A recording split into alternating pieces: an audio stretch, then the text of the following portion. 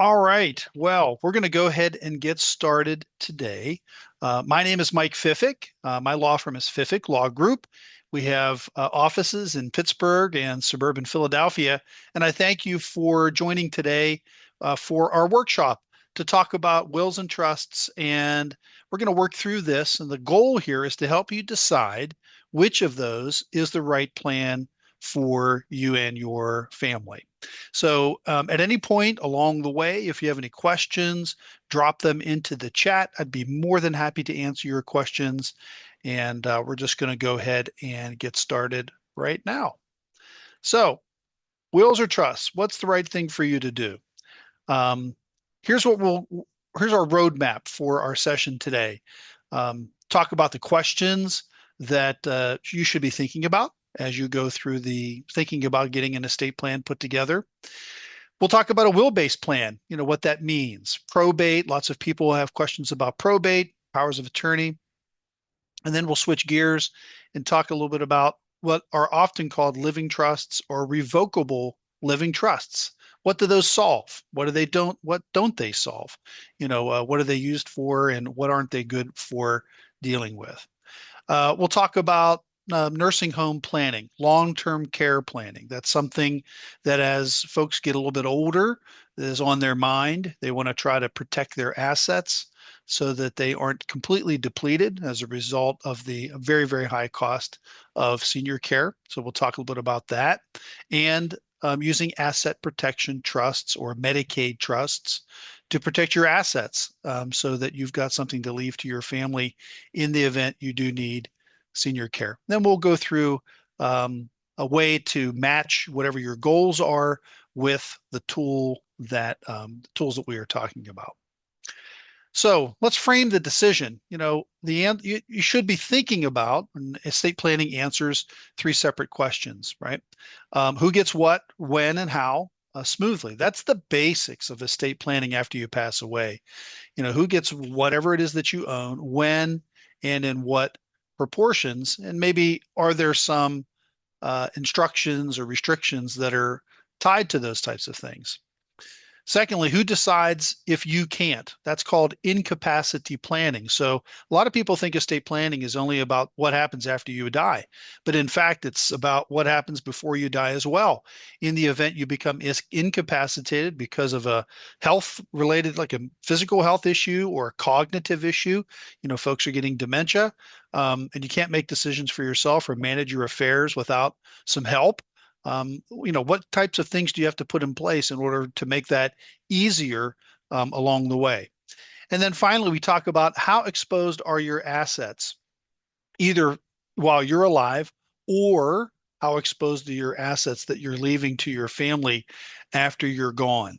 And what can we do to protect those assets from creditor claims, lawsuits, skilled nursing care, and maybe even divorce when we're talking about your family members. You can actually protect what you leave to your family from divorce types of claims. So we'll talk about the will plan first, what a will actually does. So a will only controls what we refer to as probate assets. That's a kind of a legal term, and that means property assets that could be real estate, a checking account, an investment account, a business, something like that, that is owned, titled solely in your name. And it isn't transferred to a beneficiary at the time that you die by virtue of something else, like a beneficiary form.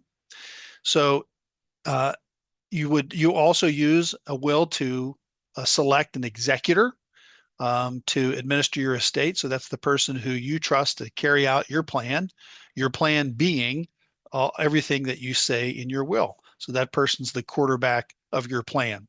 You can also pick people to take care of your kids if they're under age 18, or if you have children with special needs and they're over 18 and they still need some help managing their affairs, you can also pick somebody to help manage their affairs as well. So that's a very, very important thing that you can do whenever you are using a will.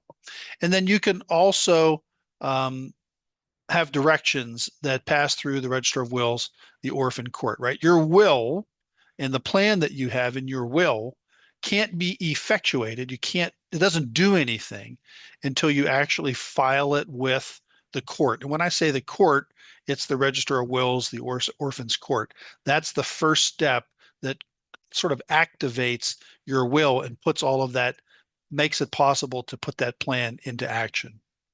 Now, it's really important to understand what a will does not control, what it doesn't speak to. It doesn't control jointly titled assets. So let's say that you have a bank account with your child's name on it. Your will, if it says divided all of my assets equally between my three kids, let's just say by example, uh, that doesn't apply to that jointly titled account. The money in that joint account is going to go to the person whose name is on that account who survives you, and it doesn't matter what your will says. So if you're a card player, whatever you have in the will does not trump what the titling to that joint account. The will also will not control accounts with a beneficiary designation on them, like a retirement account, an IRA, a 401k, life insurance, an annuity. If you have a beneficiary form filled out, that's going to dictate where that money goes after you pass away, and your will have nothing to do with any of that. If you have assets that are already held in trust for you, your will is not going to control them. And so those are the things that aren't controlled by a will. And most of us have some mix of all of those types of assets. And people really don't often understand exactly how all of that works. Really, in an ideal will plan, all of that would be working in conjunction with one another. And even if you do have a will, it's not unusual at all for the beneficiary forms that you've filled out or the joint bank accounts that you've put together, for those not really to be put together in such a way that it works in conjunction with or in concert with the provisions of your will. And that's a very important part of putting together a complete will-based plan. They would all work together. So let's talk a little bit about probate for a minute, because some people know what probate is. Some know enough about probate to say that's probably something that I want to avoid. And I just want you to a little bit understand this a little bit better. Probate is sort of the court supervised or court administered process of changing ownership of an asset that's owned by somebody that's passed away to somebody that's alive. And if you have a will, the probate process is something that you absolutely have to go through. A will is like a ticket to the probate process. That's really what it is. So when somebody passes away and their assets are controlled by a will, the person that's named as the executor has to go to the courthouse with the original will. Hopefully they can find it. With your death certificate, hopefully they can get it, and file those with the court, and then take an oath of office to be sworn in as your executor. They don't have any power to manage your affairs unless they have been appointed by the court. So that is all a necessary thing that has to happen in order for your estate to be managed. So that's a big step. Usually that all takes place a month, maybe two, maybe three after you've passed away. That's just the realities that's kind of how it works. Sometimes it doesn't happen for quite some time because people don't know, they forget, whatever. We get calls every week from people who there's some asset that a family member owned, and in order to transfer ownership of it, that family member's estate needs to be open. And maybe they died 10, 15, 20 years ago. That estate was never opened. The probate process was never commenced. And so they've realized that they have to kind of go back in time to start that probate process and to get things rolling in order to convey ownership of that asset. Very frequently, it's a piece of real estate of some kind. Sometimes it's a retirement account or an investment account that nobody really knew about, but we find out later. So the probate process has deadlines and things that have to happen, things that have to be filed, notices that have to be sent out. You have to have an inventory created. You have to give creditors notice of the estate. Creditors can file claims on the estate. So there are a bunch of steps and deadlines that you have to be aware of if you're managing an estate. And then you have to file an inheritance tax return. That's due 9 months after the person passed away. And you have to also pay inheritance tax at that time. So filling out an inheritance tax return can be complicated for somebody that isn't familiar with filing tax returns. So usually it's something that they would get a lawyer's help with. Same thing with the whole probate process. If you've never done it, it's probably not something that you should try to do on your own. It's very easy to make mistakes along the way. It is a technical process, so it's usually a good idea to retain an attorney that is experienced with what's called estate administration or probate. Um, in that process, you take a stock of all of the debts and expenses that the decedent had and the money that they have. You marshal the assets, and then there's a pecking order under the law that all of that stuff has to get paid. So just because the decedent owed you money doesn't mean that you are first in line in order to get paid. There's a order in which things get paid, and sometimes there's not enough money to pay all of the creditors. That does happen from time to time. And then after all of that stuff is done, the estate is in line to be distributed at the end of the day to whoever the beneficiaries are. They get paid last. Oftentimes beneficiaries want to know, hey, how soon is it going to be until I get my money? And unfortunately, we have to tell them it's probably going to be anywhere between 9 to 18 months, usually 12 to 18 months. That's about how long a typical probate process takes. And so that can be a real bummer for folks that they can't get their money. And it might not be what you would want in order for your family, that you've got assets that you've worked really hard to save. You want them to be available to start benefiting your family shortly after you pass away. Going through the probate process can put a big delay on the availability of that money for your family. So that's something to be taken into consideration whenever you're thinking about the type of estate plan that's right for you. Again, we talked about this before: assets that bypass the will, jointly held property, beneficiary designations, transfer on death deeds, properties that have somebody else's name on them that are held with right of survivorship, transfer on death accounts. These are all things that bypass the will and are going to go directly to beneficiaries. And it might not be the way that you had envisioned it whenever you put your plan in place in the will. People can have kind of a hodgepodge of things put together, and they might think that what's in their will is the plan, right? That's the overall plan that's going to happen. But if these beneficiary forms or jointly titled accounts don't work in conjunction or consistent with the plan that's in the will, then you've got a couple of different plans that are going on that might not be what you want to have happen. And that's not unusual at all for that kind of a thing to happen. So let's talk a little bit about incapacity. A will only speaks to death after you pass away. It doesn't do anything until after you've passed away. What happens if you have a physical problem or a cognitive mental problem that makes it difficult for you to manage your affairs? Not unusual at all to see people who either have parents with dementia or spouses with either physical or cognitive problems that they just can't manage their affairs. They wouldn't be able to handle those things on their own. And so for your own sake, you should have a couple of things in place so that there's no problem getting somebody in place with authority to manage your affairs, right? It only happens in two ways: where you can appoint somebody to manage your money or your health decisions while you're alive. You either have a financial power of attorney and a healthcare power of attorney that you've signed and typically had notarized, and that's all in place. Now you've authorized somebody in writing to manage your affairs. That's legal.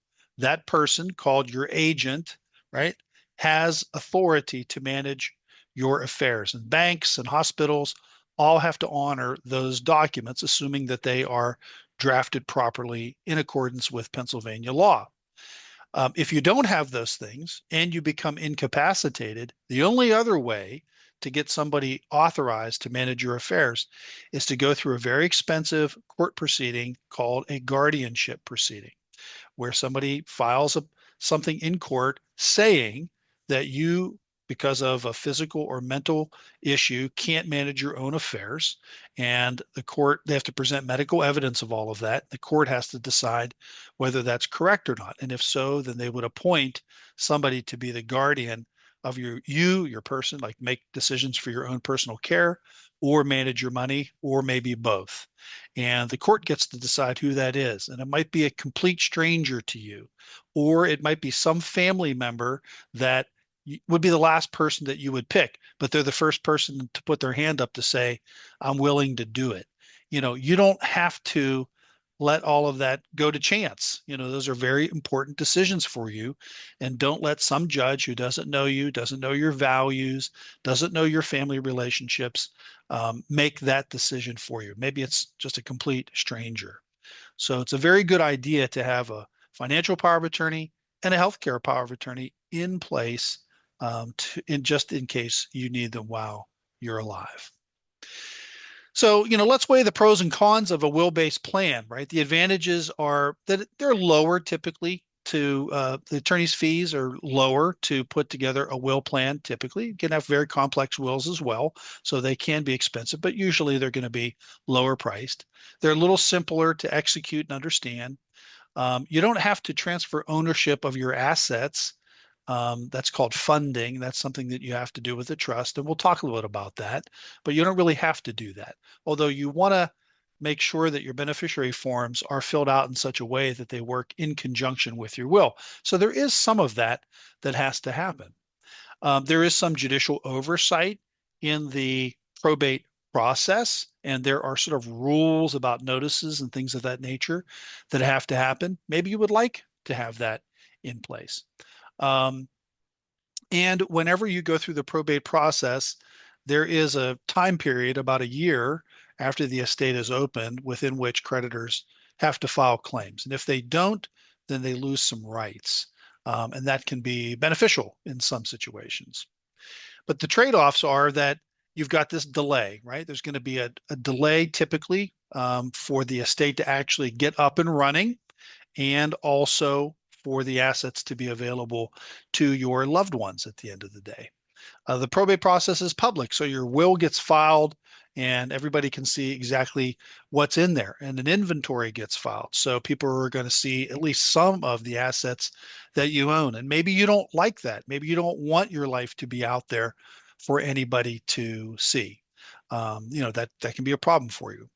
A will doesn't provide any benefits to you while you're alive. So you'd need to have a power of attorney and a healthcare power of attorney in place. So that's a couple of additional documents that you have to do.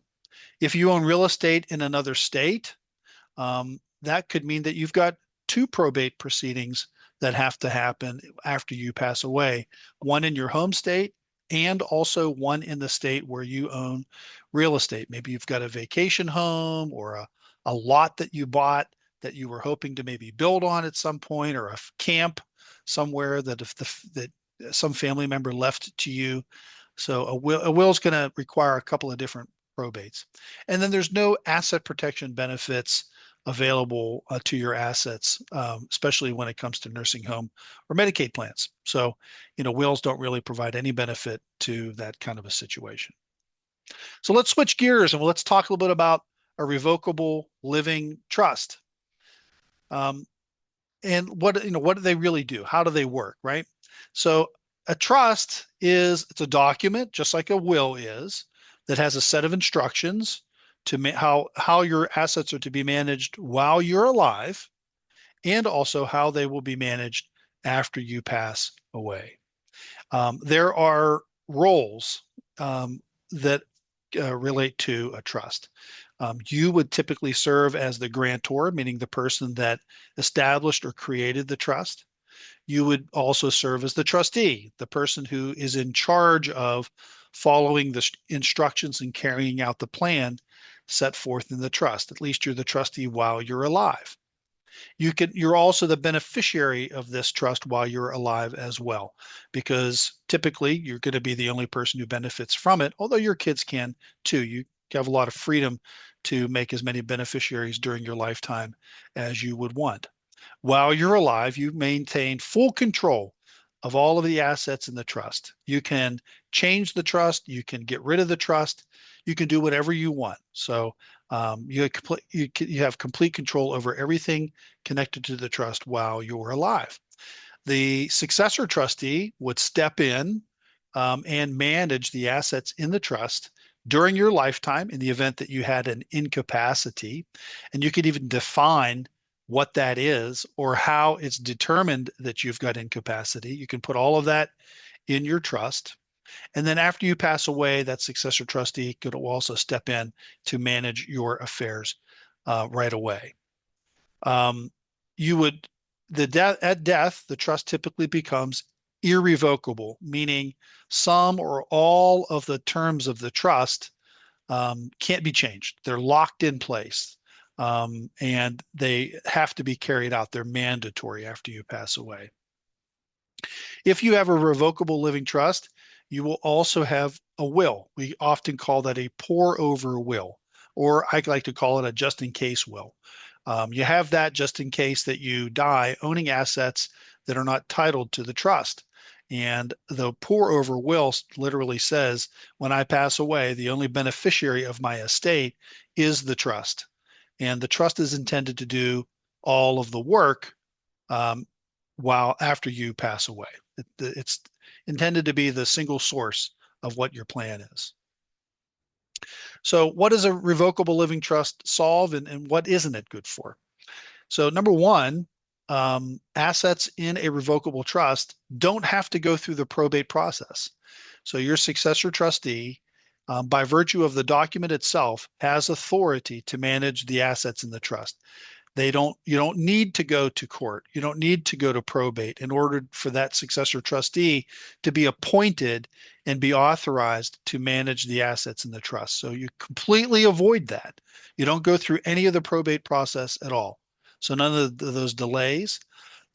There are also filing fees that have to be paid to go through the probate process. They can be a bit expensive. So you don't have to pay any of that stuff. You don't have to have any of that delay. Your successor trustee has access to the assets that are in the trust as soon as you pass away. You also have really seamless incapacity management while you're alive without any kind of chance of having to go through an expensive guardianship proceeding. And oftentimes the banks will accept this trust and your successor trustee's ability to manage the assets in the trust without any type of a problem. Um, they're also private, right? So because you don't have to go through the probate process, the trust doesn't get filed. It's not a public record. Nobody can see what it says, what your plans are for your family or what the assets are in the trust. And it can provide for smoother administration, especially for blended families, right?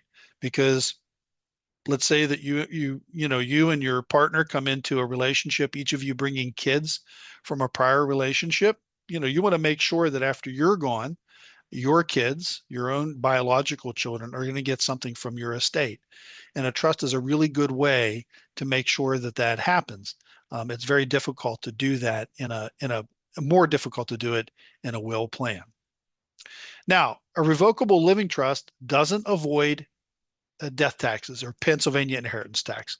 Some people might think that, but it doesn't. The trust doesn't reduce or even eliminate it. You're still going to have to pay inheritance tax on the assets that you pass to your family if they are titled to a trust in the same way that you have to do that whenever you have a will. The trust also doesn't protect your assets from creditors because you have control over the assets. That means that your creditors can also get at it as well. So it doesn't really provide protection for that. Likewise, it doesn't shelter your assets in the event that you need skilled nursing care. We'll talk a little bit about that later, but if you get skilled nursing and long-term care medical assistance pays for your care, your family is going to get a bill from the state after you die because they want to get paid back whatever the benefits are that they paid on your behalf.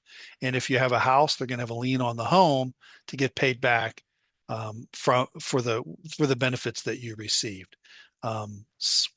We use an asset protection trust or a Medicaid asset protection trust to do some planning. And we're going to talk about that in a minute. But this type of a trust doesn't do that. It doesn't provide protection of your assets in anticipation of the high costs of senior care whenever you get older. So we'll talk about that in a minute. Um, and, you know, it's important that whenever you have a revocable living trust, that you fund the trust whenever you do it. That's an extra step that you need to do if you're going to have a revocable trust. That means that your assets, the ownership of the assets, have to be changed from you to the trust. That means going to the bank and having a bank account changed from your name to the name of your trust. If you own a home, you change the deed and record the deed, and the name on the deed changes from you to your trust, so on and so forth. So that's an important step because the trust only controls assets that you put into it. Some folks use the analogy of a red wagon, right?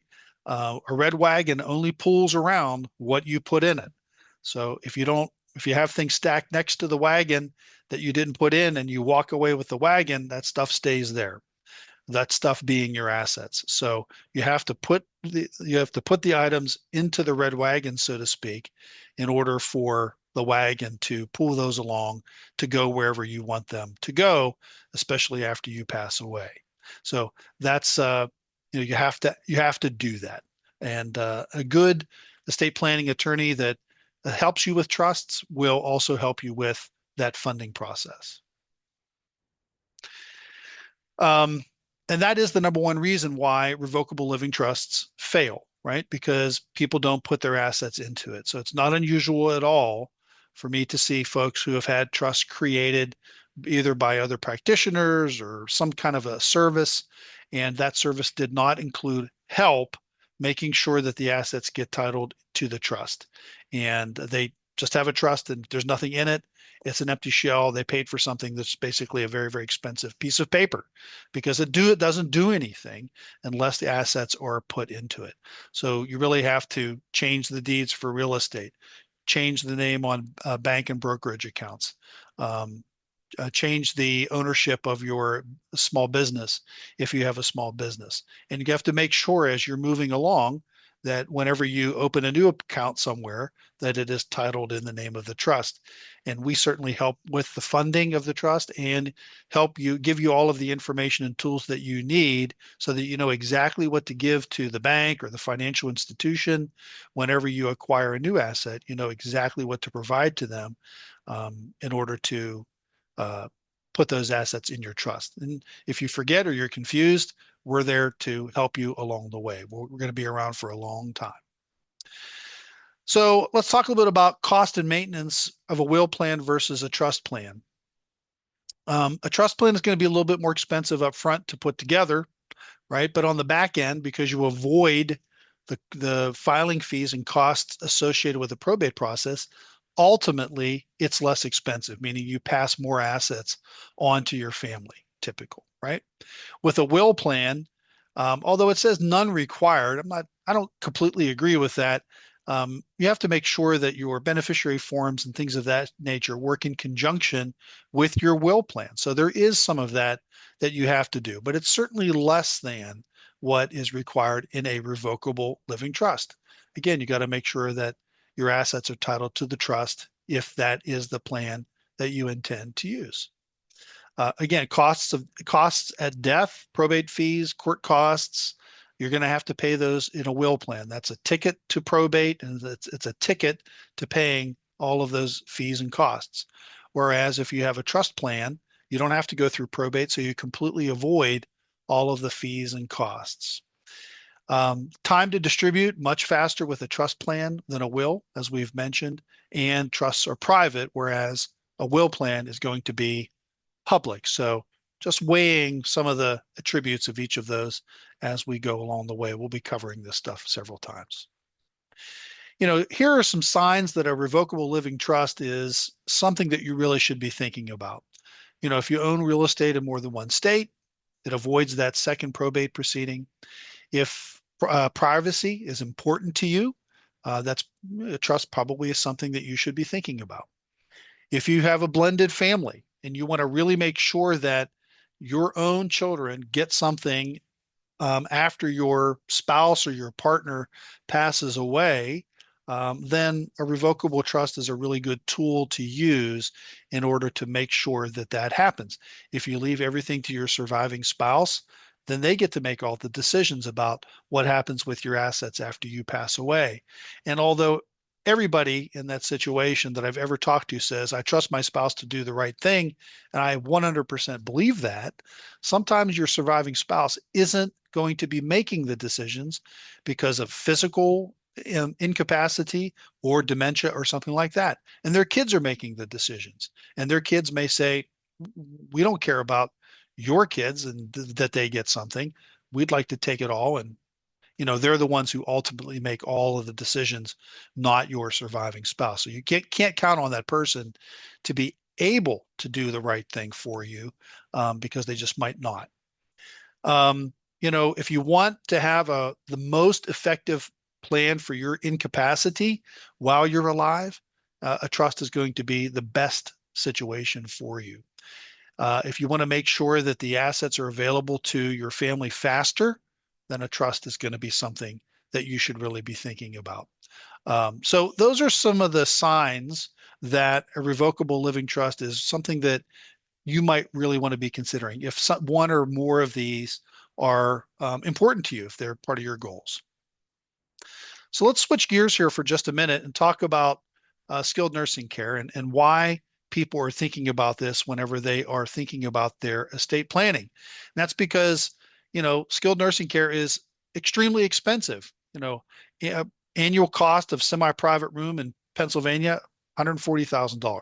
$14,000 a month is not unusual at all if you go into skilled nursing. That's the highest level of care. It's very, very expensive.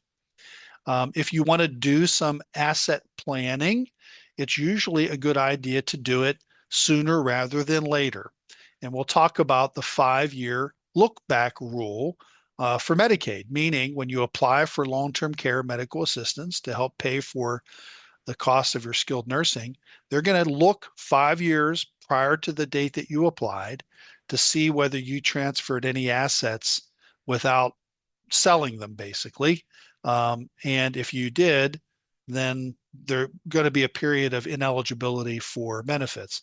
So the sooner that you do some asset protection planning in anticipation of skilled nursing, the better it is. But it doesn't always have to be before 5 years, and we're going to talk a little bit about that.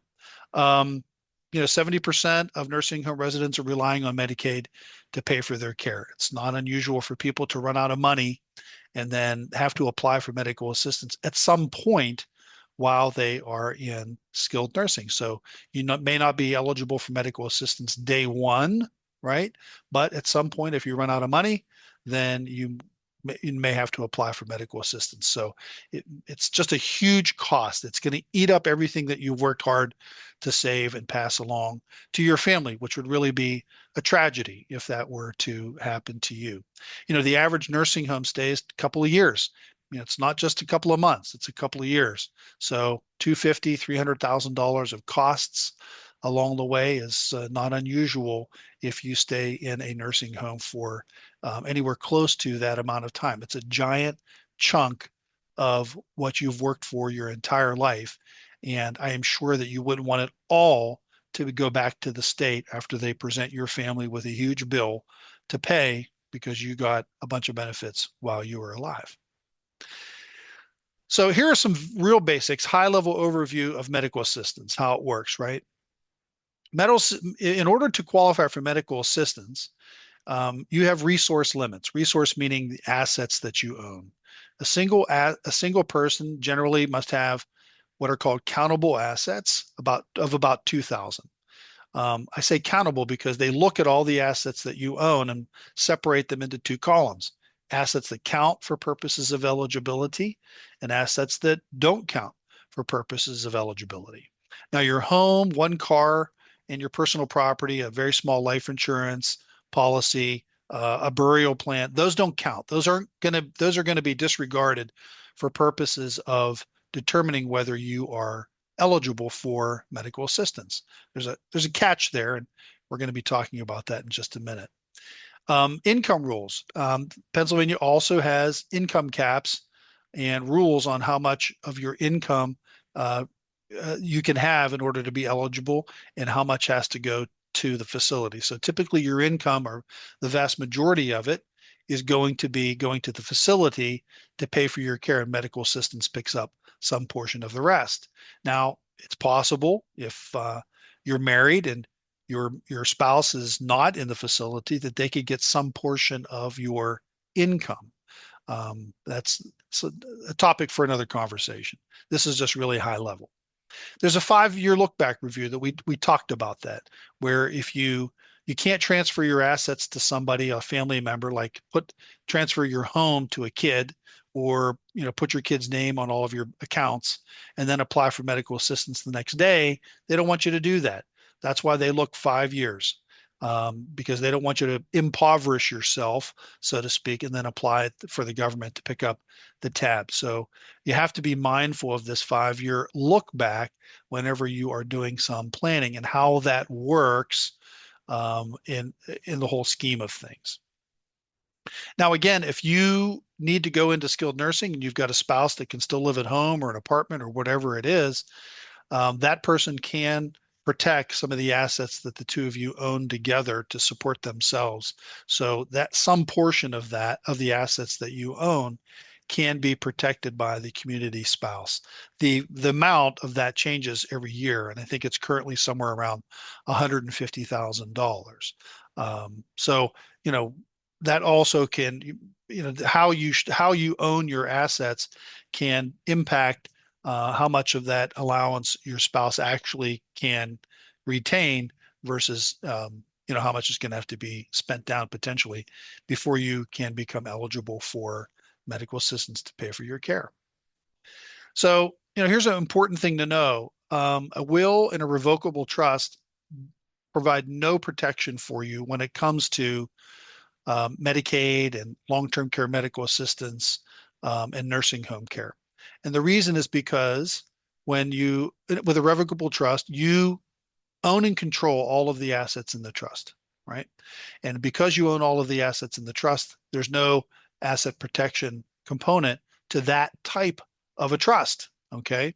A will doesn't do anything until death anyway, and you're applying for Medicaid while you're alive. And a revocable trust doesn't provide any asset protection at all. You'd have to spend all that money basically in order to qualify for long-term care medical assistance. So there's a different type of trust that we use whenever we are doing some planning for medical assistance. And that's the medical assistant, a Medicaid asset protection trust, or an asset protection trust. It has a variety of different names. This is different than a revocable living trust. Number one, it's irrevocable, meaning you give up the right to freely amend and revoke the trust. You can change some of the terms of the trust while you're alive, but you give up control, complete control of the assets that you put into that trust. And we'll talk a little bit about that. You can be the trustee of your own asset protection trust, or you can name an independent person to be the trustee of your trust. If you are the trustee of your own trust, there are going to be some limitations on what you can do with the assets in the trust. Now, there are a variety of these asset protection trusts. If you do put assets in there, or they end up being cash, you can take income from it while you're alive, right? But you might not want to take that income, because if you are in a skilled nursing facility, that income is just going to have to be contributed to your care. So oftentimes these are designed to say that the income component of it is shut off in the event that you go to skilled nursing and apply for medical assistance. But you can take some income off of the trust. The whole idea behind these trusts is not to transfer assets into them that you need in order to support yourself.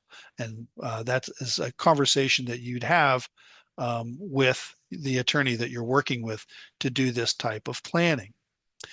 So that 5-year talk, the look back rule, that 5-year clock, this really drives a lot of the dialogue and the planning strategy when we are putting together asset protection trusts for long-term care medical assistance. Here's the idea that you would transfer assets into that trust. There's going to be a 5-year window during which Medicaid can see that transfer. So if we did a trust today and put your house into the trust and you applied for long-term care medical assistance 3 years from now, okay, that transfer to the trust is going to show up within that 5-year window, and you're going to be ineligible for some portion for some period of time because of that asset transfer. But if you get all the way through the 5 years, then that transfer is quote unquote invisible for purposes of long-term care medical assistance. That house is completely protected. So it doesn't impair your ability to be eligible for benefits. And if you do get benefits after you pass away, the bill that the state would normally give to your family to pay out of your estate and the lien that would normally be on your house doesn't apply to any of the assets that are in the asset protection trust. The lien doesn't attach. The bill can't be paid. They can't force you to pay that bill from the assets that are in the asset protection trust. Okay. Now, if the transfer falls within, we talked about that asset transfer. If it falls within that 5-year window, there's going to be a penalty period of Medicaid ineligibility. So the real strategy here is, we put an asset in, but you also have assets outside of that trust, so that if you don't make it all the way through that 5-year look back period, you do have enough assets to pay for care until you get through the entire 5-year look back period. That's really when it works ideally. And your estate planning attorney would be helping you put that together. So what goes into these types of trust and what doesn't? The best and the most ideal asset would be to put your home in there, right? It's usually the biggest asset that folks have, and they intend to stay there for as long as they can. They're not planning to sell it to use it to pay for their living expenses and things of that nature. So it's really an ideal asset to put into the trust. Just because you put it into the trust doesn't mean that you can't live there anymore. You can. You'll continue to live there in the same way that you do before you put it in the trust. You'll pay the utilities, you'll pay the bills, you do all of that stuff.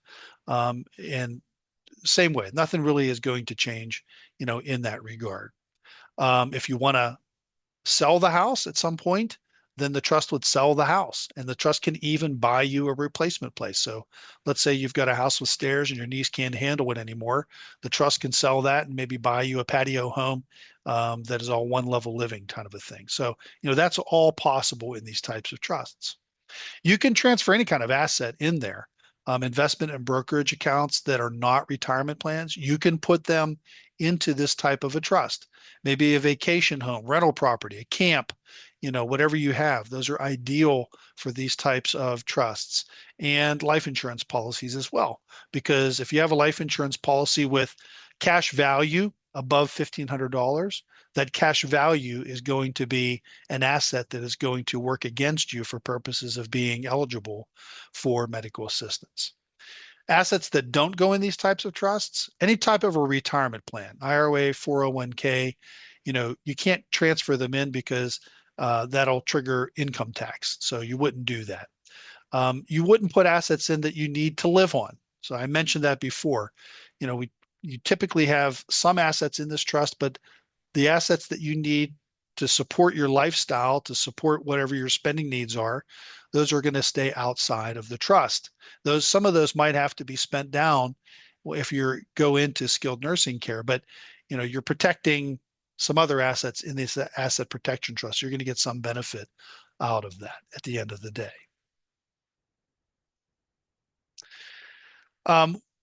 So I touched on this briefly, what you can still retain if you're using an asset protection trust, right? Right to live in the home. You can continue to do that. You can take income from the money that is in your trust if you really need it. You can still change some of the provisions in the trust.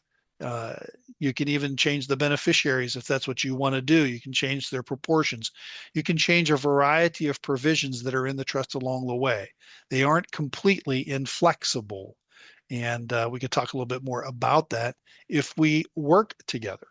Um, some restrictions, well, let's just take it out. Uh, we'll talk about that in just a minute. So let's talk about proactive planning versus crisis planning, right? Crisis planning is when I get a call from somebody, either they're calling about their spouse or they're calling about a parent, right? Spouse had a stroke.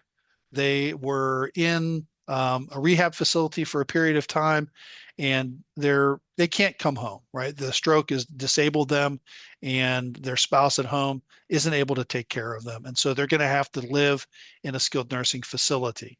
And now you've got a crisis on your hands because you're facing the prospect of these huge monthly bills that you're going to have to spend down, and all of the assets are going to bleed away. We know, what do we do about that? That's crisis planning, right?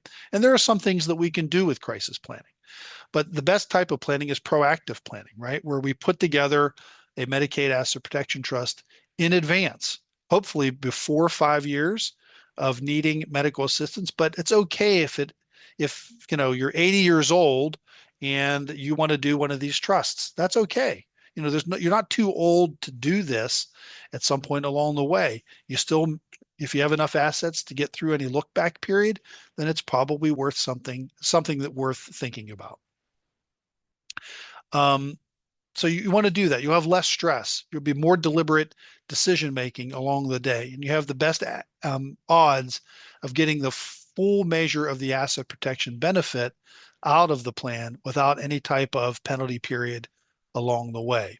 If you're trying to do this, and it's a crisis planning or near-term planning, it's just not going to be as useful of a tool, right? There may be some other things that we would want to do, like transferring ownership of assets, maybe buying certain types of assets to convert countable assets into assets that don't count for purposes of eligibility, right? Caregiver agreements to do a spend down that will also benefit your family there. So there are other things that we can do to help in the event of a crisis. Just those typically aren't as good as the benefits that you can get out of proactive planning. So here are the downsides to an asset protection trust. You do lose some control, right? You just can't use those assets that you put into the trust the same way that you did before. You really can't dissolve the trust. It just doesn't, it's not intended to work that way. So you have to understand that that's part of the give and take. It's irrevocable. Once you put those assets in, you really can't get them out for all intents and purposes. There are sometimes some backdoor windows that you can talk to your planner about, but I think that you should go into it thinking that this is a relatively static thing, along the way. It doesn't avoid inheritance tax. Some folks think that it would, but it doesn't. And you probably don't want it to avoid inheritance tax because, your family gets a step up in basis whenever you pass assets at the time of your death. And that reduces capital gains tax whenever they go to sell the assets in your estate after you've passed away. Capital gains tax is 15%. Inheritance tax to your kids is 4.5%. So it's better ultimately to pay the 4.5% inheritance tax than the 15% capital gains tax. And that's something that we can talk a little bit more about if you don't understand that completely. And that's a little bit of a nuanced tax type of a concept. One other thing that you have to understand if you're putting your house into one of these trusts is you probably won't be able to get a mortgage on that house after you put it in. Banks typically will not lend and take a mortgage on property that's in an asset protection trust. Some might, but I think the general rule is they probably won't. And so that's going to be a restriction. Many people who put their homes in these trusts, if it already has if it already has a mortgage on it, that's okay. That's not a problem. And that shouldn't prevent you from putting the home into the asset protection trust. It's not that big of a deal, but you won't be able to get a new mortgage on that. And most folks, once they put it in there, they're not really planning on getting a new mortgage anyway, but that's definitely a restriction. Matching goals, overall, that we've talked about all of these types of things. We've got a will plan, a revocable trust plan, and an asset protection plan. If you want to avoid probate, then one of those trust plans is going to be something that you should be thinking about. Again, managing incapacity while you're alive, trusts are going to be a better tool. A will doesn't do that at all. You will absolutely have to have powers of attorney in place while you're alive if you go with a will plan. Protecting your assets for long-term care and doing some planning for medical assistance, only an asset protection trust is what's going to do that for you. A will plan and a revocable trust plan won't do that at all. And preserve full control of your assets.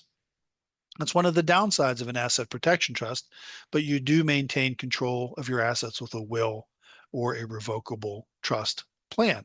So, what's right for you, you got to decide what your priorities are. And then, we work with you to talk with you about your priorities. And then we try to match you with the tool that is the best one to accomplish your priorities. So here are some maybe real life type situations to maybe help better understand this. Young family, one state, minor children, children under age 18, a home, maybe some modest savings.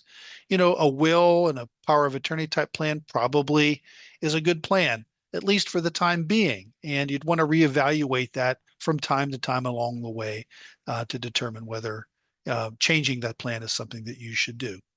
Two-state homeowner, where you've got real estate in two different states, revocable living trust is going to avoid the double probate problem that you have with that type of a thing. That's usually a real good situation for a revocable living trust. A senior who owns a home and has some savings out there, and they want to make sure that they're preserving their estate to pass on to their kids, then I think a proactive Medicaid asset protection trust plan is something that they really should be thinking about. And when I say a senior, I'm talking 60s, 70s, even 80s, right? People are living longer and healthier than they ever have. So I think if you're in that age range, that's probably something that you should consider, especially if you think you're relatively static where you're living. If you live in Pittsburgh or you live in Media or Ambler or wherever it is in Pennsylvania or Harrisburg, and this is my home, I'm in my forever home, and you're getting into those age brackets, I think that type of a plan would be a very prudent thing to be thinking about.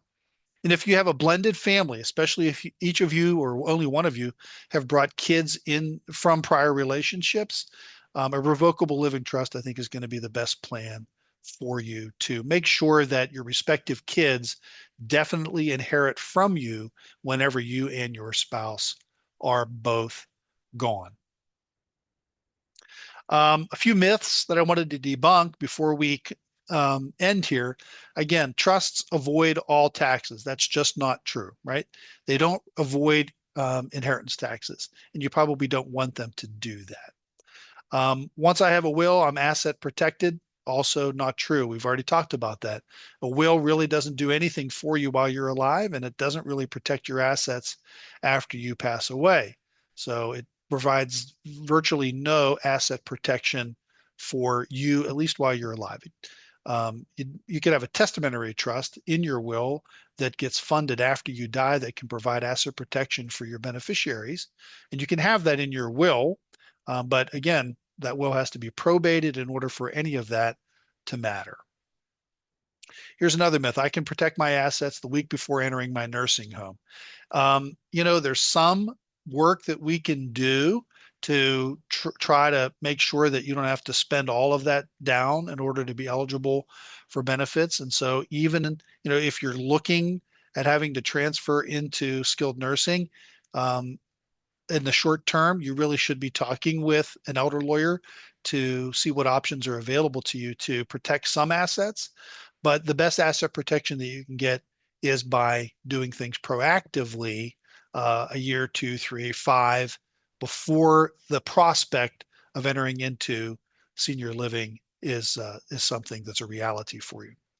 And then finally, we this is almost always a bad idea.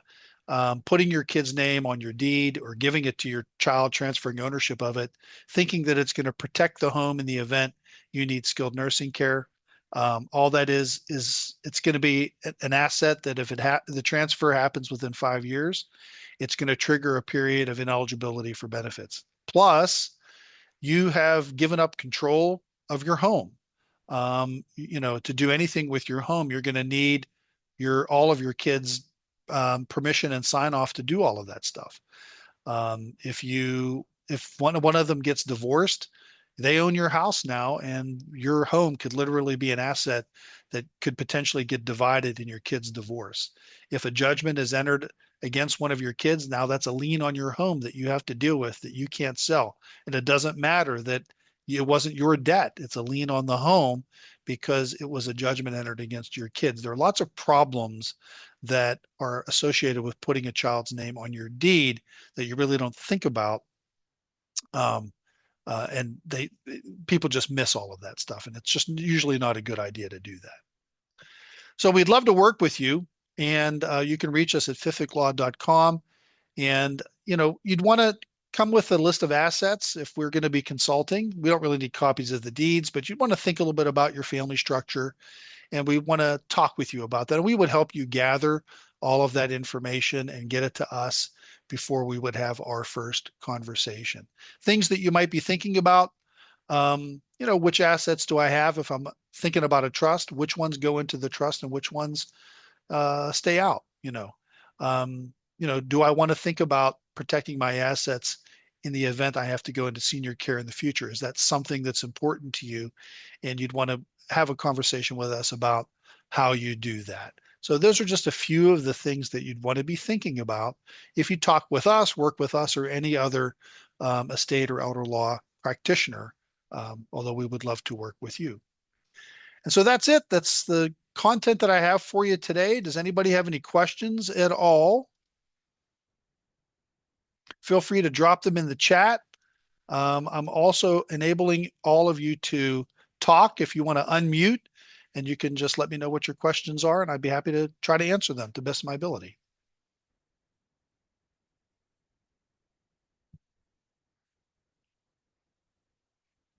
All right. Well, with that, I really